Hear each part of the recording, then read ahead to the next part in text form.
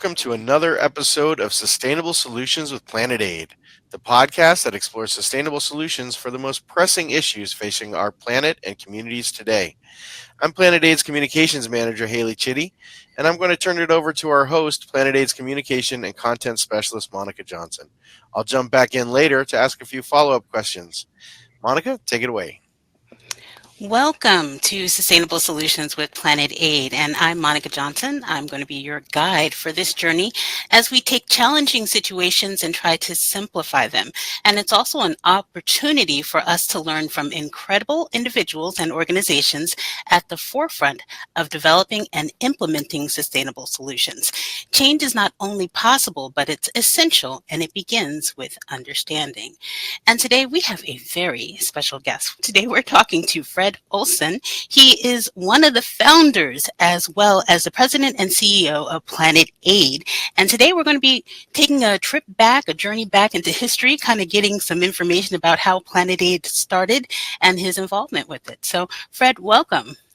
Thank you. Glad to be here. Hope I can provide some insights to the background of Planet Aid and what we do.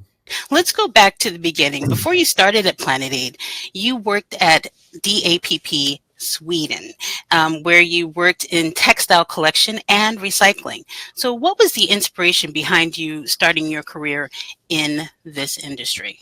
Well, first of all, maybe not everybody knows what DAPP or DAP stands for. That is Development Aid from People to People, which was an organization started in Scandinavia in 1977, I believe. And I worked with DAPP Sweden, as you say, from 1980 to about 1990, 95. And the background for doing that was I was obviously a little bit younger back then than I am today. I had been traveling quite a bit for a few years, both to United States, around Europe, and most importantly, I traveled with a group of people to Asia through Iran, Afghanistan, Turkey. We visited India, and we traveled to learn about the conditions in those countries for people back in the day. And remember, this is back in the 1970s, so there were no cell phones, there were no fax machines. There were phone lines. You had to wait at the post office to get a phone line back to your home country for like 3 days before they connected. And the background of working with the DAPP in Sweden was, of course, I wanted to do something for or with those people that we met along the way that were in dire need for development, education, and sanitation programs. So that's kind of the background. That's very interesting. And also what I love about that is you were very young when you started traveling all over the world, it seems. So do you feel like that was very insightful for you as far as how you ended up kind of getting into this field? Yeah, definitely. To see different cultures and people in different areas of the world was important for me to decide what my lay ahead. You always learn something when you travel and see new places. If you stay at one place, you learn so much. If you move around and see many places, you learn so much more. Okay, so we're going to fast forward. Then you came to Planet Aid in 1997 and became one of the organization's founders. So that's quite a leap from Sweden to the US. So what motivated that move? Well, I was actually not one of the founders. It was Planet Aid was founded in 1997, I think January 31st or something like that, by 3 people that were teachers and headmasters at IICD, International Institute for Cooperation and Development in Williamstown, Massachusetts. They were training young people to be volunteers and work at projects in Africa and Latin America. And they felt the need of having not only education as a goal, but also actual development taking place. So they founded Planet Aid on the concepts of DAPP from Europe, Development Aid from People to People, and started to collect clothing and make money for programs in Africa and Latin America. So I was hired by them or offered a job because I had done this in Sweden and in other places in Europe as well before 1997. So I came over to actually get the work going. So you wouldn't call yourself a founder, but you were there from the very beginning, it seems, though. I was there from the beginning, yes. We started out in Brookline, Massachusetts. So this is a Massachusetts organization. We incorporated in Massachusetts. And we started out with volunteers. We handed out flyers in Cambridge and Newton and other places in Massachusetts and collected clothing. And then we sold those clothing to a company in Boston that bought it from us. So we actually, even in the first year, we made a positive result from our operations with a few people. Now, let me ask you a question, because I've heard that you quickly outgrew the place that you first started out. We started out with a rented apartment. That didn't last very long. We actually moved to Lawrence, Massachusetts in 1998, rented a big warehouse, very, very low cost in Lawrence at that time. And in 99, we rented a space in Metro West, Massachusetts called Holliston, where we stayed for many years, actually. So Massachusetts has Planet Aid's footprints all over it seems. Yeah, we've been the biggest operation we have currently in Planet Aid. Planet Aid is a U.S. NGO, and it's part of Humana People to People, a federation of organizations that's worldwide. So what do these organizations actually have in common? Planet Aid is actually a founder of the federation Humana People to People. What that means is that the organizations under the umbrella of Humana People to People is they are all working for development in the global south, as we say today. Planet Aid and the northern members in Europe are raising funds, collecting clothing, and so on for the programs in the global south. And it was necessary to federate the members to get the most possible impact from the work. And when you are federated, currently there are 29 national members of Humana People to People from all over the world. And when you're federated like that, you also have one place where you get a lot of support. Know-how is being collected by the federation's headquarters and can be shared with other members. So it's a very good way of making sure you get as much impact as possible for the dollar and cents that you put into projects, and the knowledge stays within the group of organizations. And it's very interesting because I see, just even being on the content side of things, I see how supportive each organization is of each other. Definitely.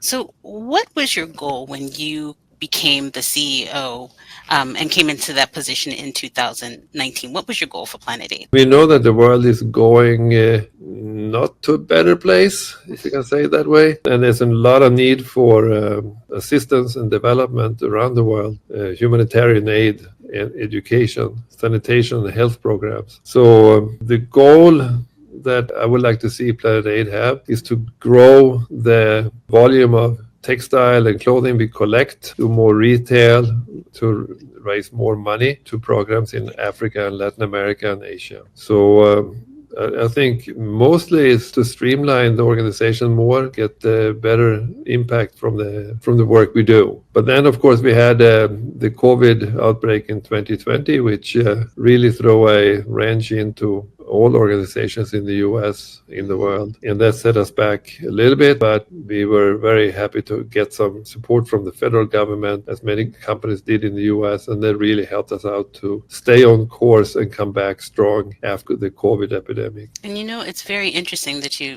talk about the COVID epidemic, because one of the things that I learned in Costa Rica when I went to this conference that they had with Garson and Shaw is that there are some countries that were not even bringing in clothing at all. So can you talk a little bit about that, how that affected Planet Aid, or if it did affect Planet Aid?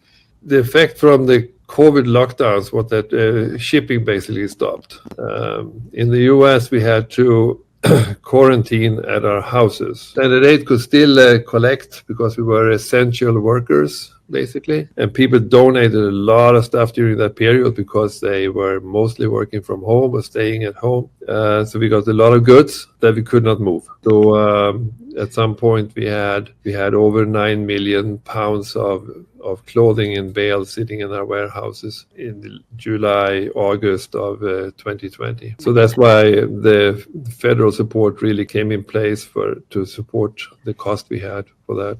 But it stopped moving afterwards, and by the end of the year, we actually had mostly empty warehouses, though it was sold to very low prices because everybody in the US, of course, that in our industry had big inventories to get rid of.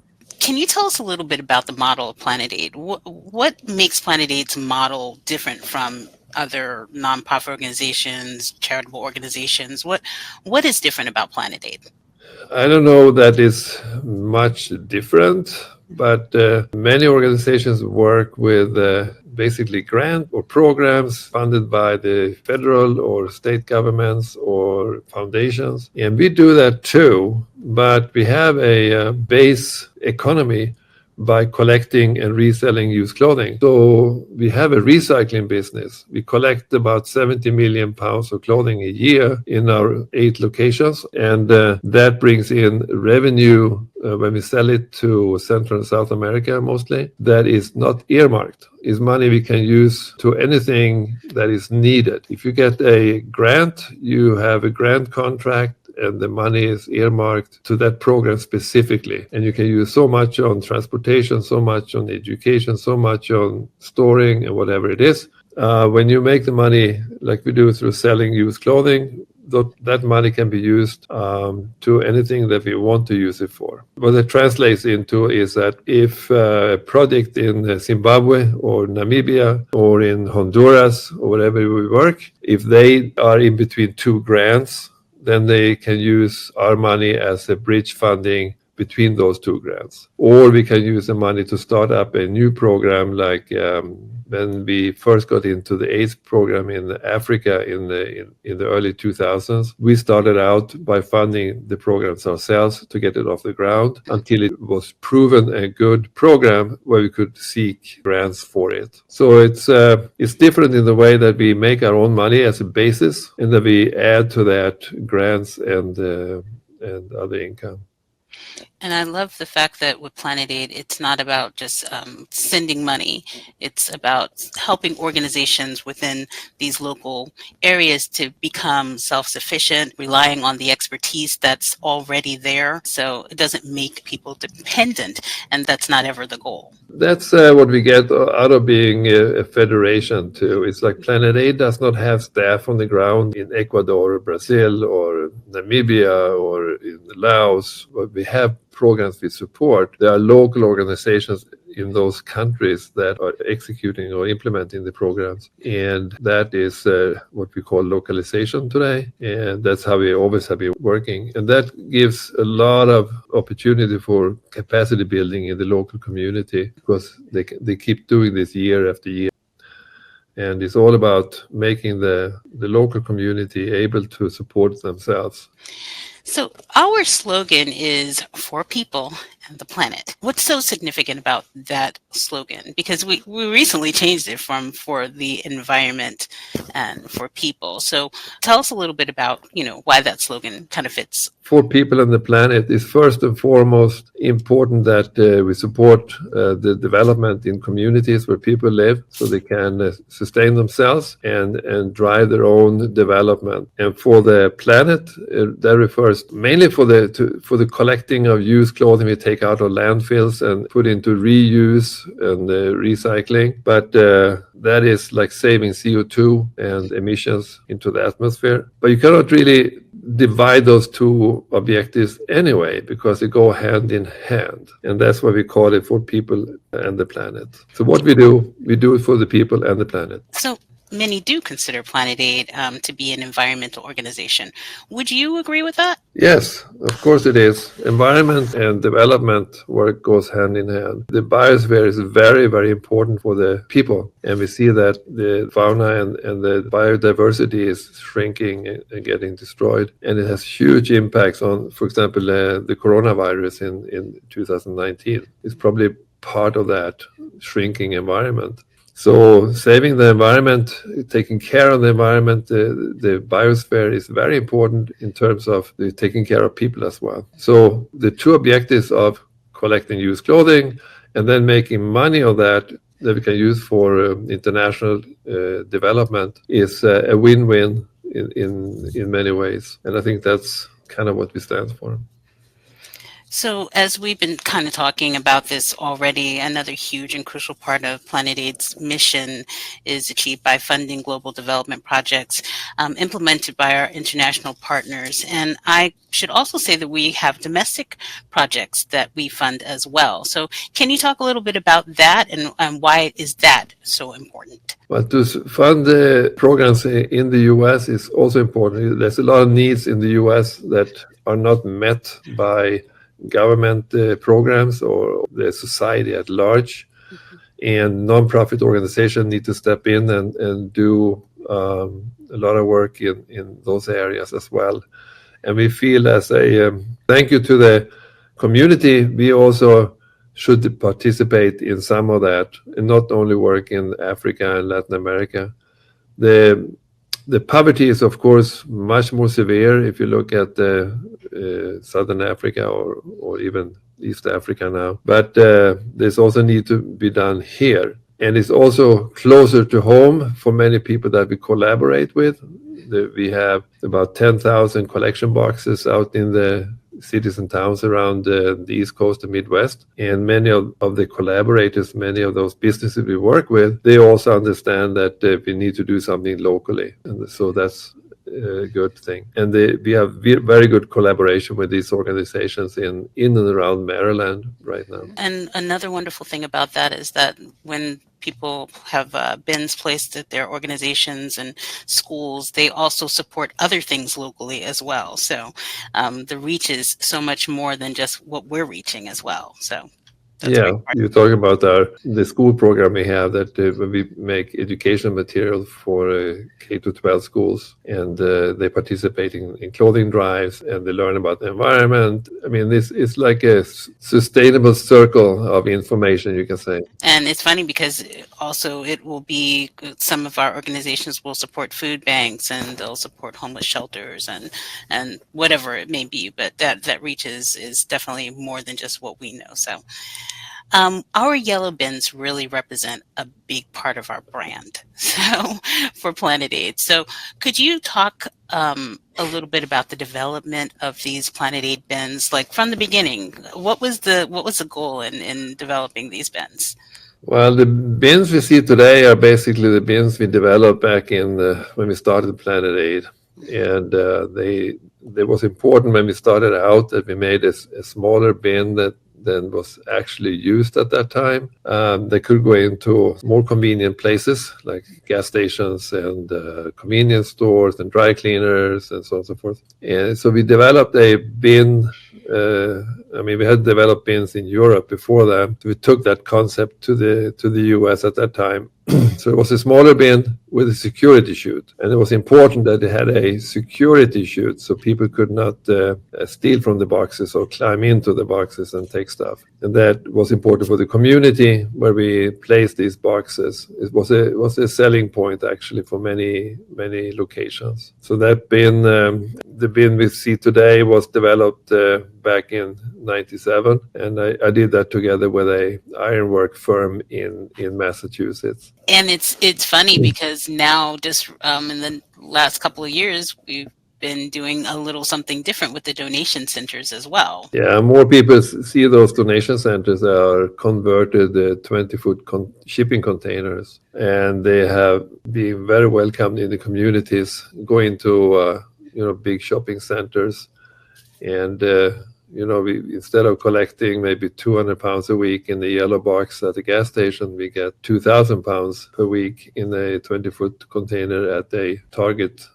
shopping center instead. And that's just the future of collection for Planet Aid, is to make some good contracts with business owners, property managers, where people are congregating in the weekends and they can drop off their unwanted used clothing. So, but we just started that a year ago, basically 2 years ago now, and we have about 30 of them out at the moment, and it seems to be a good addition to the yellow bin. Did you ever think that the yellow bin would be such an identifier for the organization? Because I can be talking about where do you work? I work at Planet 8. Oh, what's Planet 8?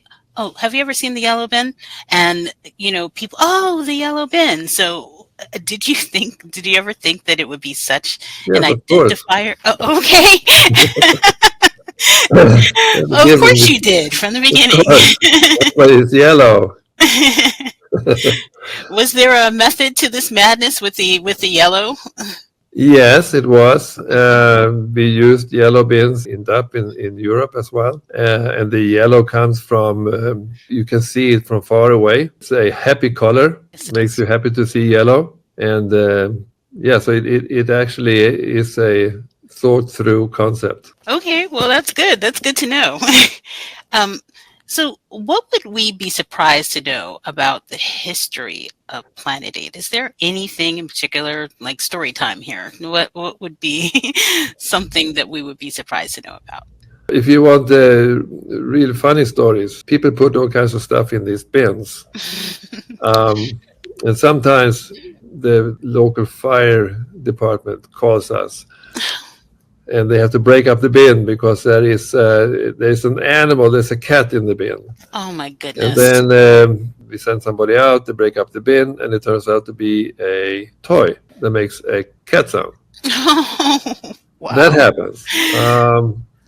We have actually found live animals in the bin sometimes. We had a cat living at our office in Hollistock for several years that came from a bin. We don't know how that happened, but it does happen. And of course, you found a lot of things. People, they drop their cell phones, their car keys into the bins when they donate, and our customer service department is really good at answering back very quickly. And for the most part, we are able to retrieve those items from the bins before they are being emptied and shipped to Central America. But sometimes we are not. I've seen some of those. They'll come in on social media, or they'll come in as an email, and people are very concerned when they lose something. And like you said, our customer service is great. They get on it really quickly, and a lot of times, more times than not, from what I've seen, we're able to get it back to them. So we have had donors where the husband takes a bag and go and put it in the bin, and the wife then wants it back because it was the wrong bag. It was a wedding dress or something like that. Oh no! So we do our level best to help out. So Planet 8 is currently in 17 states and Washington, D.C., and we have nearly 10,000 bins. And since the beginning of Planet 8's textile collection, we've collected around 2 billion pounds of textile. Does that ever just kind of blow your mind when you think about that? It is mind-blowing how much good used clothing you can collect in this country and turn over to people that need it. So the question is then, what does it mean, 2 billion pounds? How much is that? Do you know how much that is? Oh gosh, don't put me on the spot. I'm sure Haley is on top of this. He's a numbers guy. So 2 billion pounds is 1 million tons. If you put that in trailers, in 53-foot trailers, in bales, already compacted bales, and you park those trailers bumper to bumper from our warehouse in Baltimore, you would have to pass, I don't know how many trailers now, I forgot about that, but the trailers will reach all the way to Hartford, Connecticut. That's like a 6-hour drive. That's how much clothing we have collected over the soon 30 years. Yep. And that's been exported to South and Central America, to Europe, to other places, and being reused. That's one of the more important topics we have today, is that we need to be able to supply people in the world with used clothing. There's a lot of need for that, especially today with how the economy is and the conflict zones around the world. People don't have resources and need to have access to low-cost textile and other goods. Tell me about any further plans for expansion into other states. Are there any further plans? Is that something we're working on? We are working very much on growing the areas where we are in the mid-Atlantic, in the Northeast, in the Midwest. We don't have any plans right now to start up in other states like Texas or California. We actually worked in California for about 10 years and choose to leave because it was very difficult to work in California for us. So we're probably not going back there, but we have a lot to do where we are.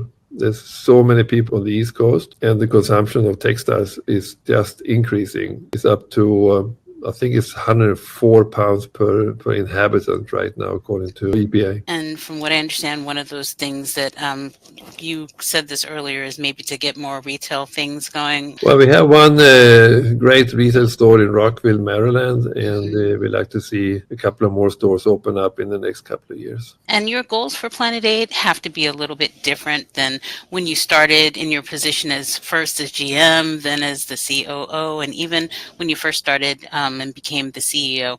What is the vision now, or has it changed? No, the vision changes constantly. I mean, the conflicts of the world is getting worse, and we need to do more to counter both the need for material change in communities in the global south, but also in the global north. And we need to also change the attitude and the concept of what we are all about today. Racism is on the rise, and that's not a good thing.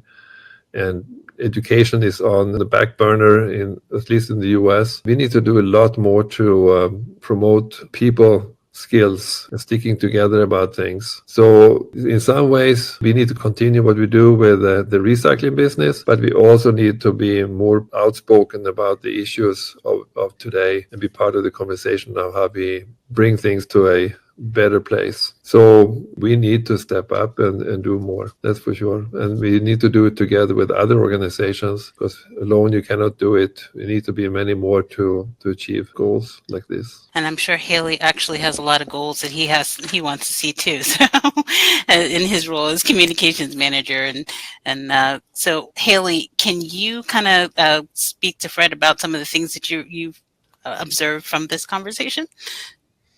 Yes, just a couple questions here.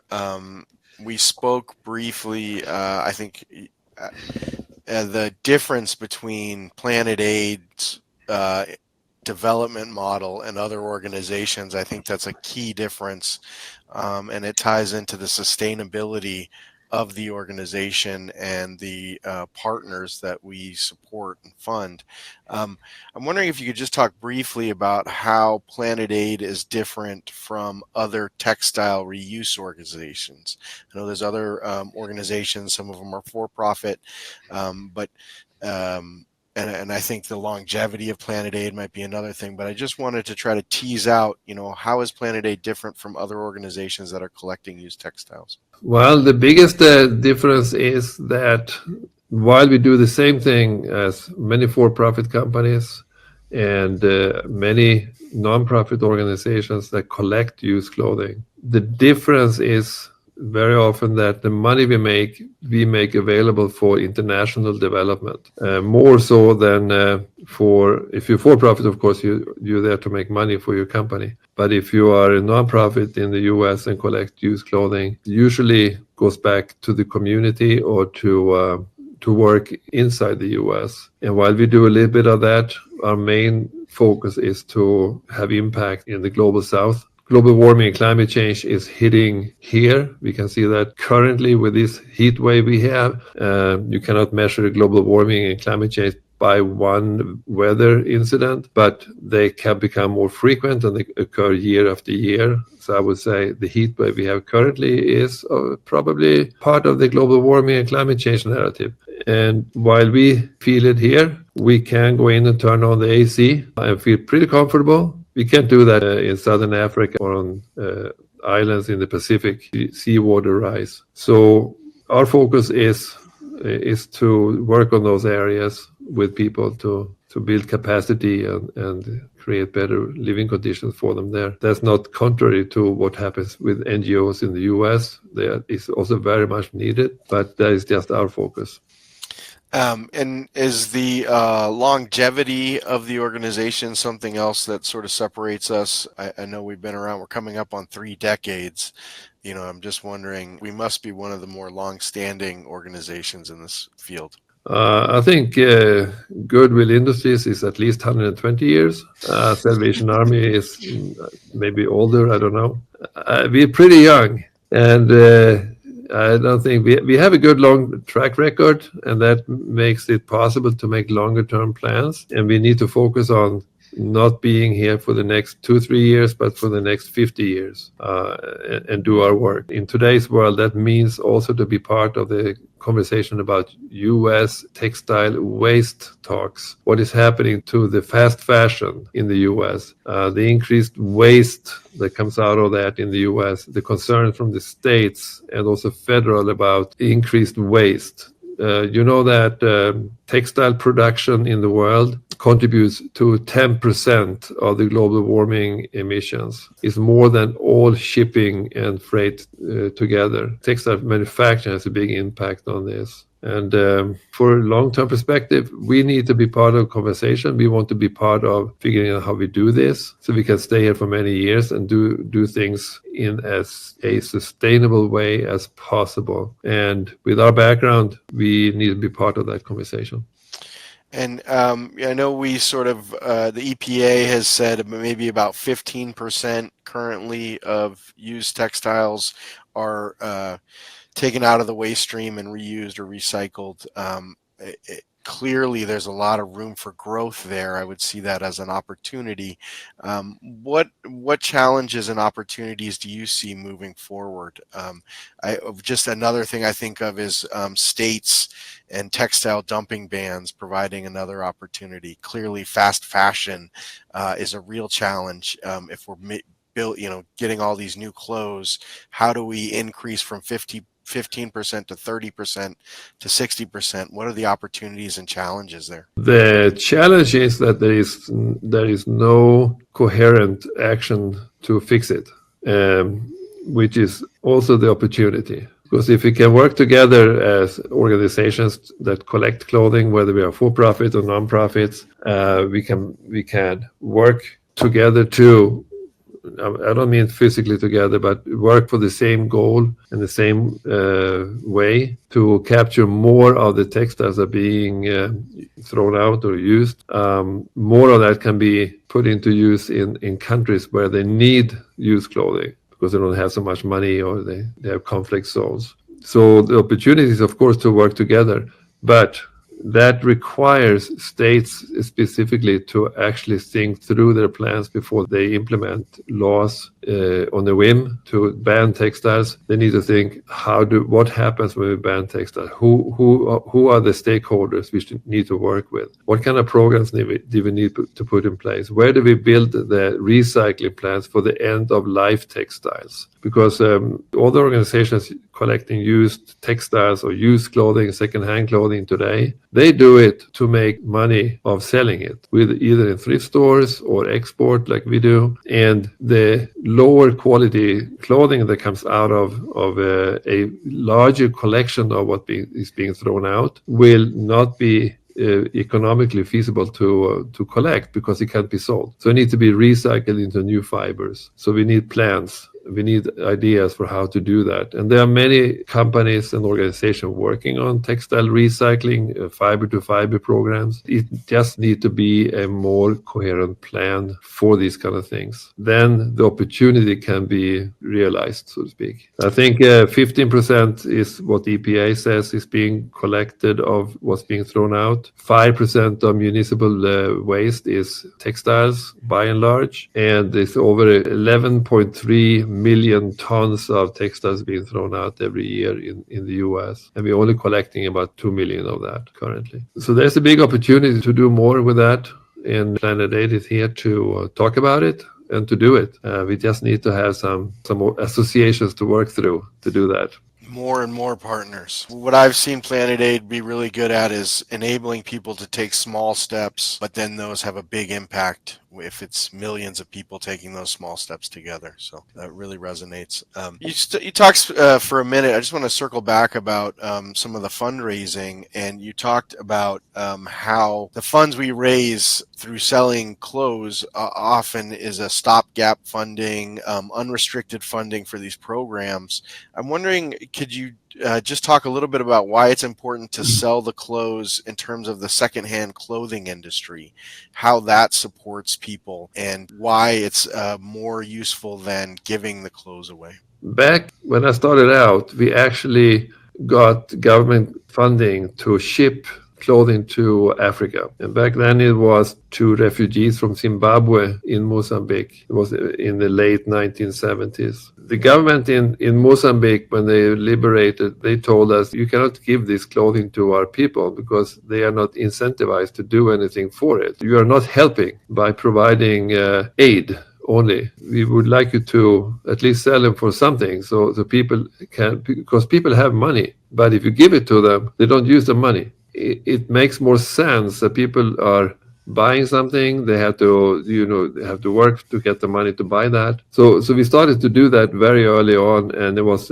very controversial in Scandinavia that we did that. But it turned out to be the right thing, because you build capacity when you are running a business rather than a aid project. So what happens in South and Central America, where we sell our clothing, we sell it to market prices. People buy the clothing from us to what they can afford to buy them for, but it translates to very low cost when people buy it in their markets or stores in South and Central America. But it is based on what people can actually afford to buy it for. If an area is very poor and they cannot pay much for it, they will also not pay much for it from us. It's market-based. So over the years, you said we collect £2 billion, right? That has actually provided income for us to support projects for over $100 million in Africa and South and Central America and in the US. So there's a lot of money going through that. And because we do that, we have a working NGO. We have 250 employees in Planet Aid. By being a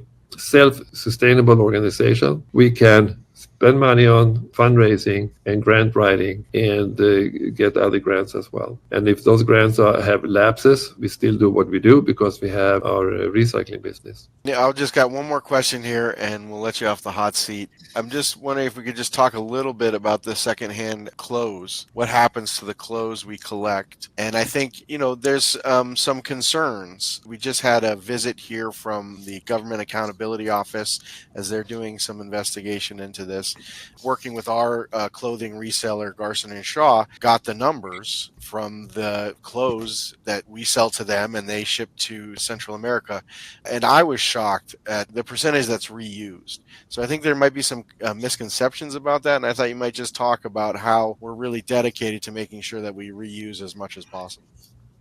Yeah, the fast fashion industry is putting out a lot of false information because they want to continue doing fast fashion. And when states and federal governments are pushing back on the cheap fast fashion overflow, they try to find some ways to legitimize themselves. So they want to take all the clothing back and reformat the fibers into new clothing. And that's, of course, not environmentally sustainable, in my opinion, at least. So there are some misconceptions put out by different groups. One of them saying that 40% of all the textiles used clothing shipped to Africa or to South America ends up in landfills. And there are lots of responses back on that from associations in those countries that deal with used clothing, that is not true. We would not buy used clothing from the US and throw 40% out. That doesn't make business sense. That cannot even be possible. We have done some studies with customers we have in Guatemala and Nicaragua, and it turns out that they use 99% of the clothing that they buy from us. And that is not sorted clothing. It's clothing we get directly from consumers in the US without sorting it first before shipping. So there's very little trash coming out of it in the end. Some companies are even shredding the last pieces, the end-of-life textiles, and make it into padding and building mattresses that they sell in the local community. There's a lot of information both from fast fashion, but also emerging information from the second-hand clothing industry of what's really happening in the marketplace. It's also so that there's only a few places in the world that creates used clothing. Have you ever thought about that? Creating used clothing? Yes. Explain, please. So to create a piece of used clothing, you have to buy it, you have to wear it, and you have to throw it out. That consumerism is only taking place in a few places. North America, South Korea, Europe, Australia, Japan, and some pockets around the world, countries like India and South America, that people are rich. But by and large, those are the areas that create used clothing. You can say there is a population of about, I don't know, not more than 3 billion people are creating used clothing, and there are 8.5 billion people on the globe. So the rest of the globe actually need access to used clothing. So therefore, it's very important that when this consumerism is going haywire, like it has in the US, for example, that we actually recapture what's being used and resell it or reposition it in the market so people can get access to it. We have figured out that 65% of the population on the globe need access to lower cost textiles, partly used clothing or only used clothing for that matter. Because the demand for used clothes in the U.S. may be growing, still does not meet the amount of used textiles available. There's a lot of used clothing being circulated inside the U.S. and thrift stores, but they also, circle in and out of the system a few times and then end up in the export market. But there is also a very big need in the US to make recycling plants that can take the end of life textiles and then turn those into the fibers that the fashion industry need to make new fashion. So we don't end up with waste at all. And that's a difficult nut to crack because it's not so much money in that product. So how do we actually do that? And I think it needs government or federal funding to carry that out. And Haley, before you close out, I wanted to just ask one more question. Fred, you talked about being in the conversation. How do you suppose that Planet Aid can be more a part of the conversation as far as fast fashion, as far as legislation? How can we become more a part of that conversation? Well, I think this is a good start. And apart from that, we need to band together with other for-profit and non-profit textile collectors and thrift store operators to actually make our voice heard in forums that has to do with this. There's a lot going on in the marketplace and in the state governments about this. And of course, we are not lobbying, but we can talk to our partners about what needs to be done. Okay, thank you for joining us for this episode of Sustainable Solutions with Planet Aid. And we hope you've been inspired by the ideas that we've explored, and we encourage you to search for sustainable solutions you can pursue and be a good steward in your neck of the woods and beyond.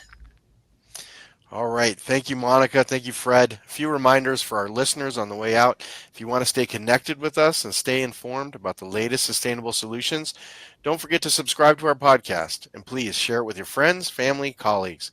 Together, we can make a difference. And remember, change starts with awareness and action. So let's keep the conversation going. Feel free to reach out to us on social media or through our website and share your thoughts, ideas, and stories with us. We'd love to hear from you or possibly partner with you. Until next time, remember, it's a big world out there, but every small change counts. Together, we can build a better, more sustainable future. Thanks. Thank you.